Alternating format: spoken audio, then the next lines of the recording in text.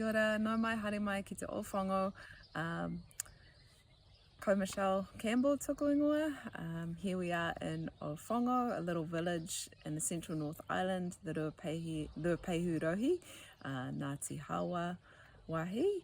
Yeah, this is my home and I'll show you around the marakai, but tuatahi karakia. Ko rangi, ko papa, ka puta, ko rongo, ko tāne mahuta, ko tangaroa, ko tumataoinga, ko humi utikitiki, ko tāwhare mātia, tokona turangi ki runga, ko papatuanuku ki raro, ka puta te ira tangata ki te whaiao, ki te ao Māra, tihe, Māori ora. So this is a property that was acquired in 2018. And it was formerly a European gardens where people would have wedding photos, and there's lots of exotic trees here. But since being here in 2018, there's been quite a lot of efforts to essentially evolve this whenua back into the land that it once was, which, if you can see just over there, we border Ohini Tonga Scenic Reserve, which is just on the edge of the Tongariro Forest Park. And so at some stage it would have all been native hardwood trees like that, a lot of tawa, totara, and yeah, just a lot of ngahere. And this used to be stock paddocks for cows, and we have an earth pond just over there, and that was dug out to essentially like water the cattle. And then I think one of the original whānau that was here, the Hawkins whānau, were really into European trees and gardening and brought in a lot of you can see some of them here, camellias, rhododendron trees, swamp cypresses, European birches, and we're just sort of trying to clear the canopy a bit of those trees. And what we've been noticing when we do that is as soon as we start clearing some of these exotic trees, wind dispersed natives are just there, and I'll show you some examples of that. But we're going to start off here at our little whare. And behind the camera is Jack, so it's just me to Jack for filming today. But this is a little glass house that Jack actually built on top of there used to be an old glass house here, and at the bottom you can see like the remaining concrete structures that came down in a storm before our time here. And then Jack built this out of recycled materials, got all the windows first, and then made a plan to essentially frame and build around all the windows that just came from tip shops, Trade Me, all around the rohi, and just went around collecting them all and making this for us.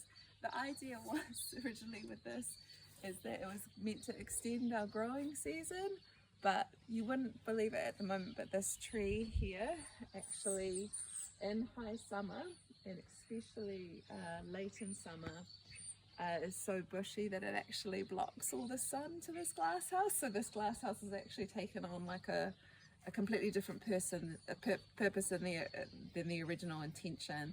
And what it is really is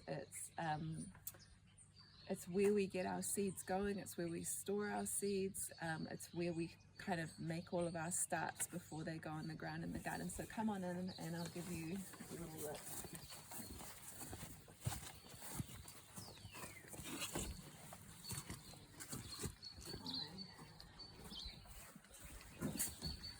So this is really a great place for kind of storage and yeah, really where we just get things going. We've got a little bit going on here at the moment, but not too much because it's still pretty early in the season. And one of our biggest sort of challenges is here with this garden is that the previous whānau who were here and into exotics really built up a lot of terraces and garden beds that were mostly really sandy, a lot of clay soil that supported exotic trees and exotic growth. And so we're really trying to still build up our soil. We have some composting bins at the back of the garden, but what we've realized is that in order to make our own soil, we need to do it at a much bigger capacity. And so at the moment we're still, we have some, but we're still very reliant on things like potting mix. And honestly, I hate it because I hate the plastic, because we're rural. We don't have soft recycling, and so it's quite a difficult thing to manage. So one of the paitawhito, or the long-term goals, is that we really get good at like building soil, making our own soil, so we can stop relying on stuff like this. Have a little seed storage over here. I think we do a mixture. We seed save like from previous summers, but we also buy, like, I have a preference of kohanga gardens who are based in Wairoa, and they have a lot of heritage seeds, and we also have some king seeds as well. And this is just how we store everything. Little paitata, short-term goal is to basically just make this a little bit more organized and to do more seed saving. I think one thing that I'm really guilty of is every time a kohanga gardens like seed catalog comes out, I get very excited, and then like I'll spend $100 on seeds, and then it's actually too much for the space that we've got, and then these just sort of end up sitting here. I will use them at some stage, but yeah, it would be really good to just, yeah, essentially seed save, and then just start sharing, swapping seeds. So something long term that would be really cool to build in the community. There are so many good gardeners here in Ōwhanga. We have a very short and intense growing season because the ground freezes a lot here in winter, and so people don't grow very much. And we often have like the same gluts of things. So we have like zucchini gluts and tomato gluts, and we're all trying to sort of spread the love around. But yeah, what I hope to get at some point is just to have with the community is have that process a little bit more organized, and maybe go wider than just ourselves in our garden to really share the resources around, and so we're not all growing the same things that we inevitably end up having too much of. But yeah, this is the glass house, so lots of storage, bit of equipment, and I'll walk you over to my marakai, so come with me. So again, just a bit of storage here, and this is us getting into the garden and what was mostly shaped by the previous whānau, the Hawkins family. I'm going to see lots of rhododendron trees, magnolias, a few like native ferns, and one of the areas that I really love, and I've just come to call it the nursery, is the big old European beech tree. But what he does really well is shelter some of these smaller native trees like tatara, lancewoods, haurika, and just these beautiful little ferns. And so what I've done in the past is I'll often come through and take some out and then relocate them to other areas of the garden that I feel might need it. And like even a few random like just little ones coming up, whaiwhai paku, yeah.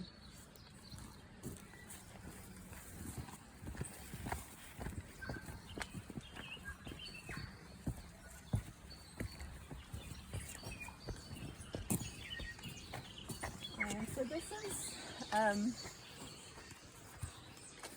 my marakai, which is looking very quiet at the moment, as we just sort of come out of winter.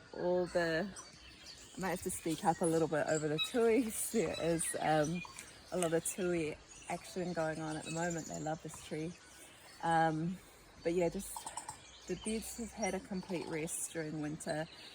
Everything really came out sort of March, April, and it's just been about like putting on leaves, putting on hay, and just giving the soil really good rest, and now just sort of thinking about crop rotation and what's gonna go on next.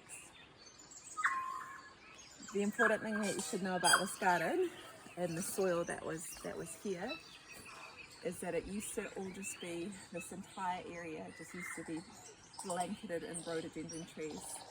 And a few years ago we got smashed by Cyclone Gabrielle, and Cyclone Gabrielle just pushed over all of it, and it was just this huge mess that took about 2 years and nearly $20,000 to clean up.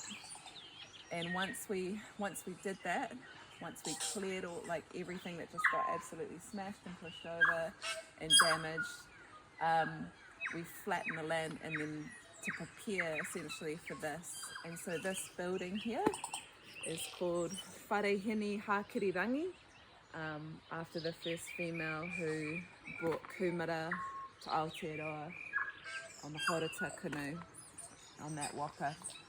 And so this is a yoga studio, and I really wanted to have the space to offer yoga, but to also just have this big marakai at the front of it. And so last summer was really like the first summer of producing food, and again, like one of the biggest challenges of setting this up is I really had to kind of come out here when it was a blank canvas and just sort of plan and just sit there like looking at where the sun was in winter and just sort of come up with these ideas of what I actually wanted to put in the ground and what that would sort of look like. But yeah, it's last summer there were lots of flowers. I really wanted to take care of like birds, bees, so there was a lot of wildflowers. There's a lot of tubers in here that are just starting to come out with daffodils and things like that. And then we just had tomatoes in a lot of these first beds. There was butternuts and chilies. I actually kept this bed just for like growth to go, picking out sort of especially later in the season, like what was finished, and just chucking it in here to kind of try and make a bit more compost. There were wildflowers here, a lot of sunflowers, more tomatoes. There's still some edible greens here that are still going. It's hard to imagine because now that it's winter and it's really looking quite barren. There was just a huge amount of growth. And over here, like what I really loved was this bed over here. I experimented with a Three Sisters garden, and you can see all my like hui that unfortunately when I had to move earlier this year, a lot of the hui that I had trying to mature on the ground was just hit by frost. And I think that's sort of one of the really big widow is we have such a short and intense growing season in summer, but it's also at a time where we want to go away and we want to see whānau and we want to travel, and then just sort of you have to kind of cope with the losses of just like an unexpected frost, and then your entire growing season of hui is just gone. And so that's given me a lot to think about in terms of just trying to be a bit more prepared and trying to do things next time, like maturing it off the vine. So yeah, just lots of learning. But yeah, and here it was a Three Sisters garden, so I had like I was experimenting with heritage corn, beans, and yeah, like some kamo and things like that. It was really awesome. But one of the things that we did have to control in here, a little bit of disease management. The big two things that we kind of had to tend to here were tomato blight and spotty mold. And those, I think, earlier in the season were easy to take care of with a mixture of water, oil, baking soda, and just spraying it on the leaves. And early in the season it was fine, I'd do that every 2 weeks, but towards the end of the season and things weren't getting aerated enough, it became harder and harder, and sort of the tail end of the season. And then the tail end of the season, yeah, just some more losses of kai. It all goes back into the earth, but I think sometimes when you spend like an entire summer growing things, you want to see the fruits of your labor. And so I think the important lesson for me there was just to really think about spacing things a bit more, so they are like well aerated and there's lots of air going through them, so you don't get things like spotty mold and tomato blight. There was so much trimming and stuff that went on afterwards, but just from the outset trying to space those things further apart. And it's really, really hard, because when you put them in the ground and they're just little starts like this, it's almost like you have to kind of project forward and just imagine like, how big is this thing gonna get? And yeah, so big weirdo for me. But yeah, the solution to that is really just trying to think about spacing a little bit more, and just giving things more space and air. The other big pests that we have to deal with, especially when we first get things into the ground early on, are slugs. And essentially all they do is come out here at 9 p.m. at night for the first sort of 3 or 4 weeks after putting things in the ground, with a head torch on, and I go around my garden picking off slugs and putting those slugs into salt water. Yeah, I find it's just the best way without using poisons. For me, I know people like to use like Blitzum and things like that, but if you wouldn't eat it, like why would you put it on your kai or near your kai? So yeah, and that was a tool that actually got taught to us by Dee Turner. We went to a permaculture course in Taranaki a few years ago, and she had some really good tips just for kind of like, and that's really the only solution that we have for slugs here, is just get out there at night, pick them off, go out with your torch, get them in salt water, and then they won't eat your kai, and it gives them a chance the plants just to get to a chance where they're a little bit bigger and can just fend off slugs. And then later on, once they get to a certain point, yeah, they can just grow, deal with the occasional slug. But yeah, the other thing is rats around our compost, so we just set up traps. We might shut down the compost for a time if we notice the problem's really bad, but we have just been able to manage that with DOC 200 traps. Really, it's gross, but yeah, just kind of have to deal with things like that. But yeah, that's the Māra kai. I think for this summer we're looking forward to getting it into it again, but again, just sort of planning it around trips and travel, and yeah, rotating. So this will be very different. I had my Three Sisters garden here last summer, and this is just going to be wildflowers this year, so we just kind of move things around.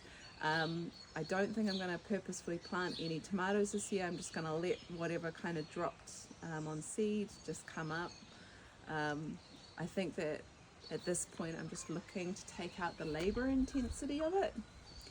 Another big challenge here is we've got mains connection to water, so we have a little hose over here, but because this whare is quite new,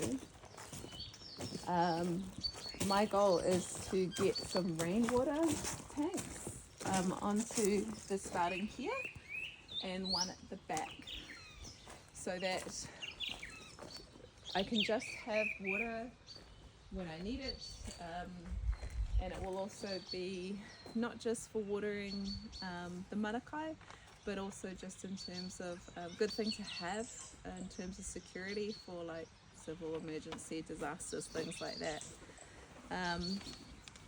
Weeds and weeding, because we have like all these mulch paths.